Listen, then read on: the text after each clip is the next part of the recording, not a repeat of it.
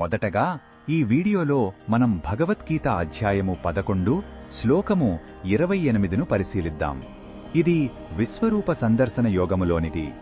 శ్రీకృష్ణుని భయంకరమైన విశ్వరూపాన్ని చూస్తున్న అర్జునుడు తన కళ్ల ముందు జరుగుతున్న దృశ్యాన్ని వర్ణిస్తున్నాడు. కౌరవ, పాండవ యోధులందరూ ఆ విశ్వరూపంలోకి ఎలా లీనమవుతున్నారో చూసి ఆశ్చర్యపోతున్నాడు. మొదటగా ఈ పవిత్ర శ్లోకాన్ని భక్తితో విందాం. యథా నదీనాం బహోంబువేగాః సముద్రమేవాభిముఖా ద్రవంతి తథా తవామి నరలోకవీరాః విసంతి వక్త్రణ్యభివిజ్వలంతి.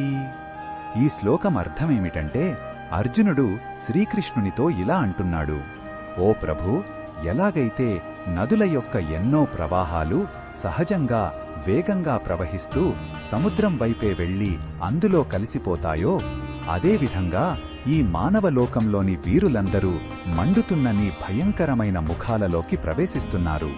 ఇది కాలం యొక్క అనివార్యమైన గమనాన్ని సూచిస్తుంది. ఈ శ్లోకంలో ఉన్న భావం మనకు ఏమి చెప్తుందంటే, కాలస్వరూపుడైన భగవంతుని ముందు మానవ శక్తి చాలా అల్పమైనది. నదులు తమ గమ్యాన్ని మార్చుకోలేనట్లే పుట్టిన ప్రతి జీవి మృత్యువు అనే సముద్రంలో కలవడం ఖాయం. ఈ సత్యాన్ని చూసినప్పుడు మన అహంకారం, మన విజయాలు ఎంత తాత్కాలికమైనవో అర్థమవుతుంది. ఇది వినయభావాన్ని, సృష్టి యొక్క గొప్పతనం ముందు తలవంచేలా చేస్తుంది. ఈ బోధనను మన దైనందిన జీవితంలో ఎలా ఉపయోగించుకోవచ్చు అంటే, మన జీవితం కూడా ఒక నదీ ప్రవాహం లాంటిదని గుర్తుంచుకోవాలి. ఎదురయ్యే జయాపజయాలు, సుఖదుఖాలు ఈ ప్రవాహంలో భాగమే.